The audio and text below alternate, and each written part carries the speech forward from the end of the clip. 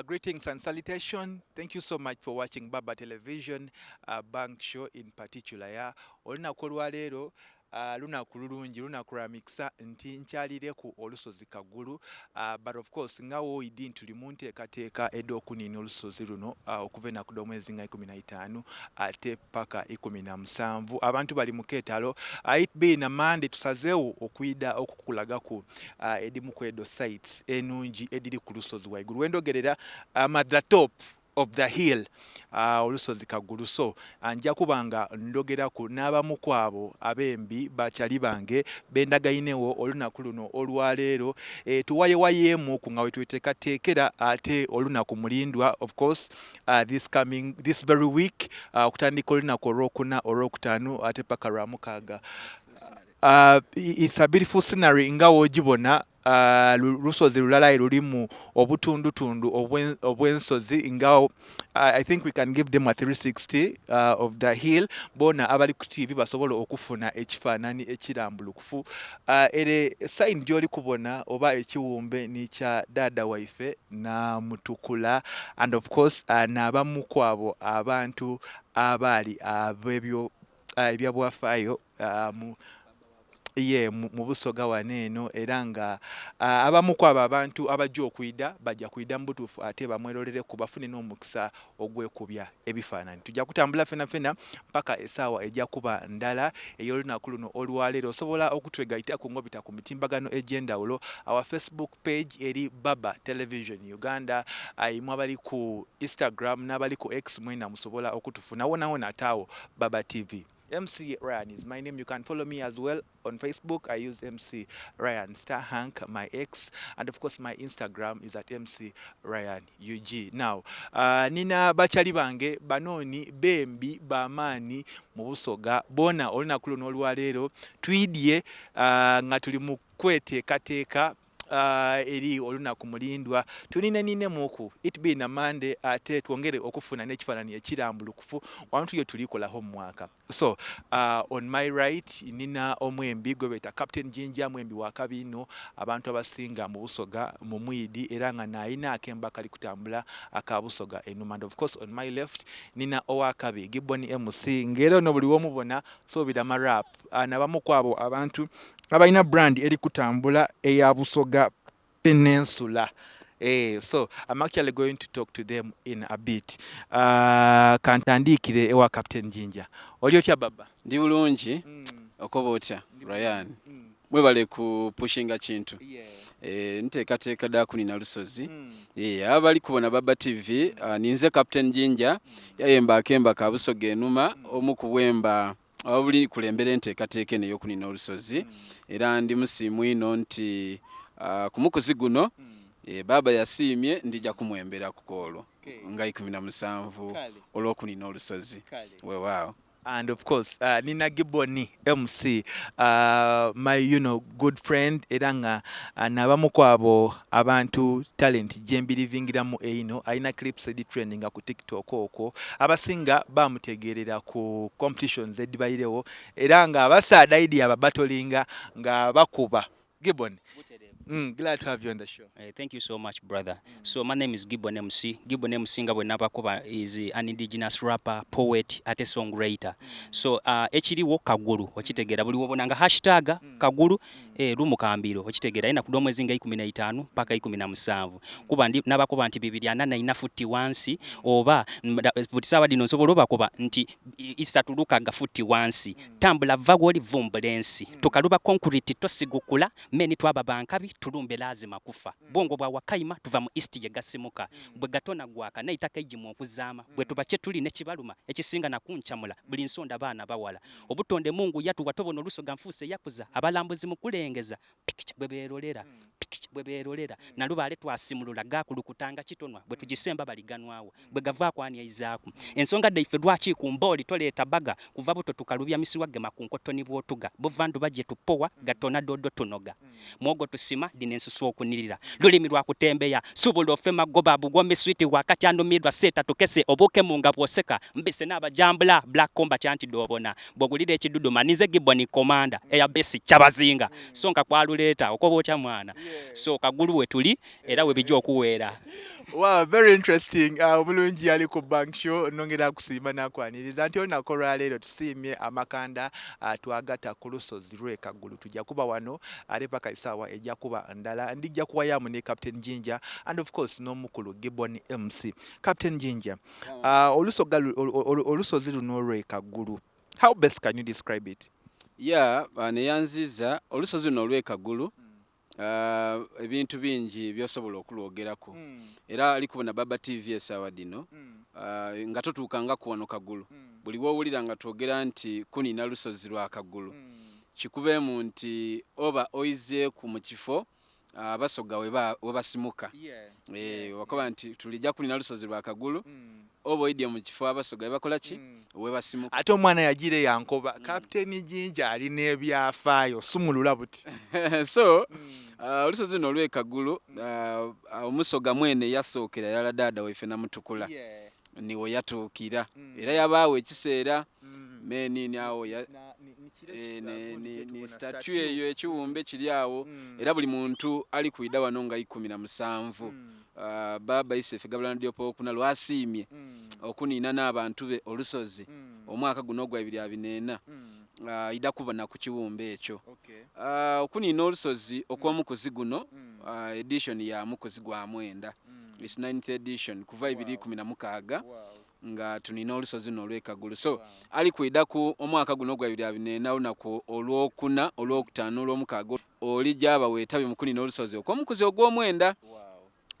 okusinza ku nteekateeka nga ife abana bitone era abali mu nteekateeka eno ey'okubona nga omukolo guno gutambula bulungi twamaze okitegeerako nti nga 15 n'olwokuna wajja kubawo empaka abamiisi wabeewo okulaga firimu ate ku 16 walijja kubaawo entertainment actually ni ku 15 era entertainment eri abembi bangi tibawaayo abembi bangi tibawaayo ebinumo byonna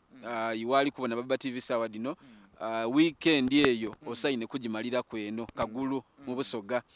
then kuluna kulwene mulindwa nga 17 baida kuba n'ebintu kamala baida okwaniveringa nga ba Miss Tourism Busoga abana abasinze banaiwe baniveringe tourism ambassador batulaga ebintu bingi ebyobuwangwa bingi ebijja okuboneka nti bibonebwaku nga kwotaini Baba Isefe Kyabazinga Busoga okunina olusozi n'abantu be n'omukaire Rebecca alitwala Kadaga so nkoba nti omuntu yena ali kumbo na sawa dino ku Baba TV lunono olunaku lwotalina kusubwa kubanga lunaku lwa byafaayo kino maine ebyafaayo okolebwa nga oli part of ebyafaayo ebyo so kirungi ino olunaku olwo oboneke nti oida wano Ekaggulu tunine tonatono olusozi olwo olw'Ekaggulu Gibbon owulira otya ng'oli ku luniina kubanga efuuti 3 tiinangu so owulira otya first of all anenda omuntu ali eyo omusiigira ekifaananyi ali kwidde wiiki eno kubanga ife tukeirewo tubalage enteekateeka ediri kujja mu maaso owulira otya kyolina otegeera nti ndi very much excited kuba this is actually my first time okuba ku Kaggulu kuno by the way olw'ensonga dange tikoba nti oba diriki but experience nungi era wobanga twaidi Busoga era wobanga twaidanga ku Kaggulu then kiba kitegeeza oba okali kutegeera Busoga kuba when you come up here obona what we call topography now look at the height above sea level otegeera ekintu ekyo so era singa owa kamera asobola okuzoominga ku bulungi yalaga abantu bano enanda eri surrounded so that's why we call it Busoga Peninsula okitegeera so it being a peninsula okitegeera tosobola kutegeera kigambo ekyo kyova bona n'ensonga lwaki tumwambala Busoga ono tumwambala okitegeera so waida waigulu wano niwo osobola okubonera nti really Busoga we are blessed and the reason as to why tukoba nti Busoga is really a blessed region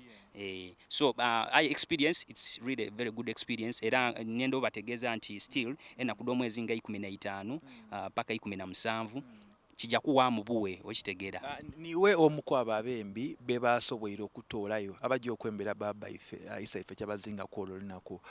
still how do you feel about that kubanga tibuli muntu nti afuna opportunity eyo Yeah, that is very true. Nti buli muntu afuna opportunity ekika ekyo tirwa kuba nti oba oli mulungi muki, but it also depends on the conduct n'engeri yokola ki n'engeri on how much you deliver. Otegeera ate movement eno by the way eri ku yetuli ku saawa dino, the fact that amazima gali nti abamu kwife we had positioned ourselves in a way that twali positioning ourselves to tap into such opportunities with didye in terms of promoting Busoga, in terms of promoting the region at large. So I'm really excited about the opportunity jeba sobola supporting ababonanga at least I can add something on to Busoga, and I'm really glad. Kale enteekateeka lyonna nadaaweerera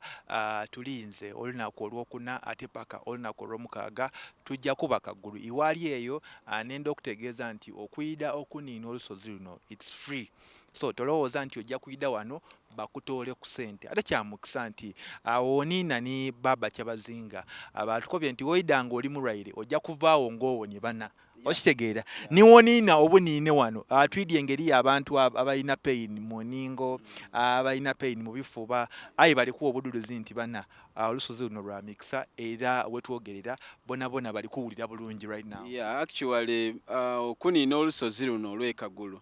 ebintu bingi ino abyofunamu ng'omuntu, like physical fitness, omubiri gwo gwira buyaaka mu mbeera ey'obulamu. Ate kyonka bw'oluniina n'otuuka eno wangulu kuliko ebintu bingi, kuliko akayanda kali wale wasaidi awo, era buli ayida okuluniinako olwo bw'okagemamu oku nibwonaaba kubwamu ngalo mu maadi gamu, kwegamba ebintu bingi oba oli awo amaadi ago begakutoolako kakunaazaku ebintu bingi oidi tubeeyo ng'ebintu bingi ebitawaanya, aye ng'olwisi toidi ogire mu malwaliro, ogire buli wamu aye nga olwisi towona. Aye amaadi agali kuno wangulu kasozi nkwegamba nti tigakuleka n'ekirala. Ekindi kuliko empuku gy'osobola okujyamu, era abanayida kwolwo ku lusozi kuno mwida kubona empuku eyo. Buli muntu yenna asayina agingiremu kubanga bya mikisa. Nti nze n'abamu abayida ku lusozi luno omwaka guno aye obulamu bwange tibusigaire n'ekirala. Yes, nti nayida ku lusozi luno omwezi gwali gwa kusatu this year. Aye blaza bwenkobera ebintu byenfuni obulamu bwange bugire nga bukola ki nga bukyuka. So omuntu bw'abanga afunye omukisa ogwo nayida ku lusozi luno n'aluniinaku, obulamu bwe tibusigala n'ekirala, bintu bingi ebidde okuboneka nti bikyuka mu bulamu bwe. So mbakubiriza n'okubakowoola mwide tuniina olusozi luno. Ate Baba Isaife Gabula Ndiopokuna ayala bantu actually buli bakwetanga nti ida Baba asiimye alijja kuba mu kitundu gundi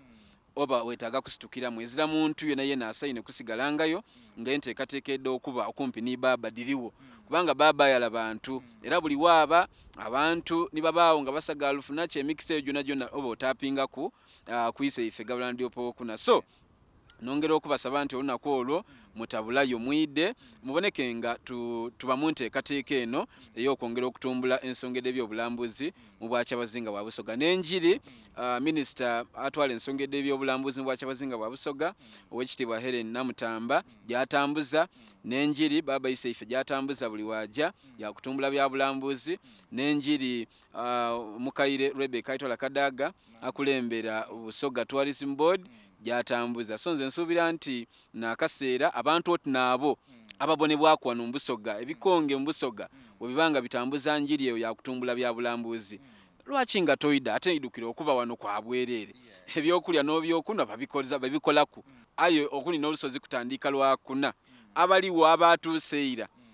olwedde batandise oku experiencinga ku byendi kwogeraku, ebyokunywa, ebyobwereere, ebyokulya ebyobwereere, buli kimu. So nkusuubiza nti wobanga obaire part mu edition eno ey'omwenda okuniina olusozi luno olw'ekagulu, nsuubira nti toyida kusigala n'ekirala. N'ekinaasembayo wakuba anthem wetwogerera niwe olina olwemba olwo oli kutambula muno mu Busoga, olwemba lulaga ebintu ebirungi Busoga byerina and of course n'ebimu ku byafaayo bya Busoga. First of all owulira otya nti reception y'olwemba ebaire ennungi? Yeah, ndi musanufu ino olw'olwemba olwo lwa Busoga enuma. Actually bukyanga ndulekula nalulekula enaku edda omwezi ddaali 18 ogwokutaano this year.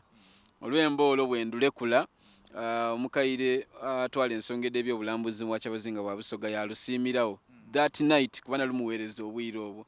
nga 18 ogwokutaano yaluweereza Omukaire Kadaga yena yalusiimirawo era Omukaire Kadaga yalwendoosinga yalupostinga buli wamu kyandizaamu amaani kubanga mu music muno ng'otereka okufuna esente mu music aye abantu ng'abo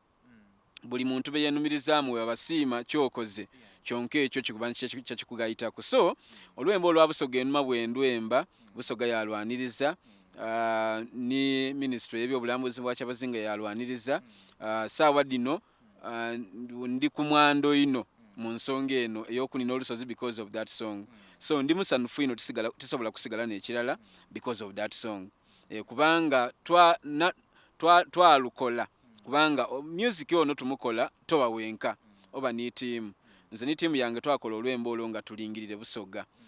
Busoga ng'otolereko okuba n'amasaza 14